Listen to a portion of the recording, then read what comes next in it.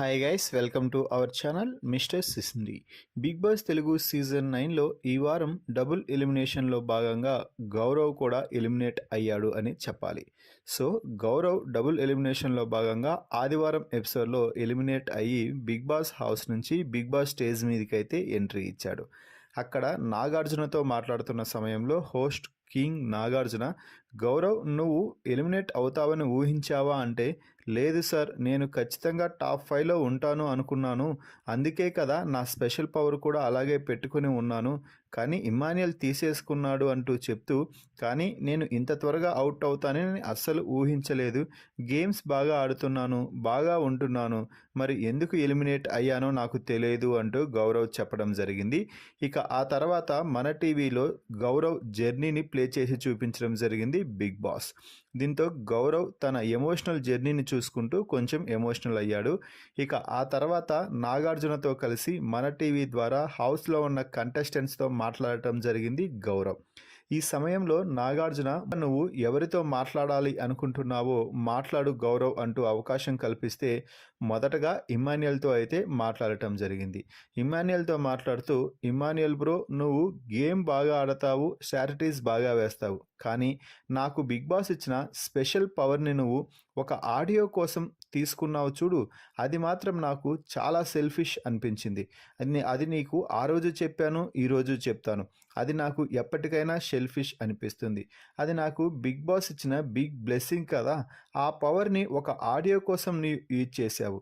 ఏదైనా నువ్వు ఏదో టైటిల్ గెలుస్తావనో లేకపోతే టాప్ 5కి వెళ్తావనో యూజ్ చేసింటే నేనైనా హ్యాపీగా ఉండేవాడిని, కానీ అలా కాకుండా ఒక చిన్న ఆడియో కోసం నువ్వు దాన్ని వాడేసావు చూడు, అది నాకు ముమ్మాటికి సెల్ఫిష్గానే ఆలోచించావు అని అనిపిస్తుంది అంటూ చెప్పడంతో ఇమ్మాన్యుయల్ ఏమీ మాట్లాడలేక సైలెంట్గా ఉండిపోయాడు. ఇక ఆ తర్వాత తనూజ గురించి మాట్లాడితే, తనూజ, నువ్వు గేమ్ సూపర్గా ఆడుతున్నావు, కానీ నీలో ఉన్న ఏకైక మైనస్ ఎమోషనల్ అవ్వడం.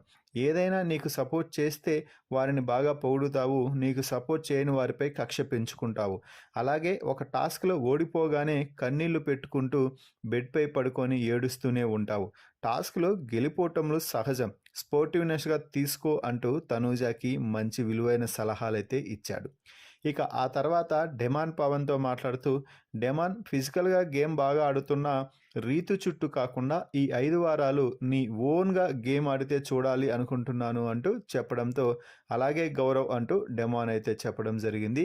ఇక రీతుకి కూడా సరైన సలహా ఇస్తూ గౌరవ్ మాట్లాడుతూ, రీతు, ఈ 5 వారాలు నీ ఓన్ గేమ్ నీ కోసం ఆడుకో, ఇప్పటి వరకు ఎవరి కోసమో గేమ్ ఆడావు కదా, ఇకపై ఈ ఉన్నన్ని రోజులైనా నువ్వు నీ కోసం స్పెషల్గా డిజైన్ చేసుకొని గేమ్ని ఆడుకుంటే చూడాలని అనుకుంటున్నాను అంటూ చెప్పడం జరిగింది.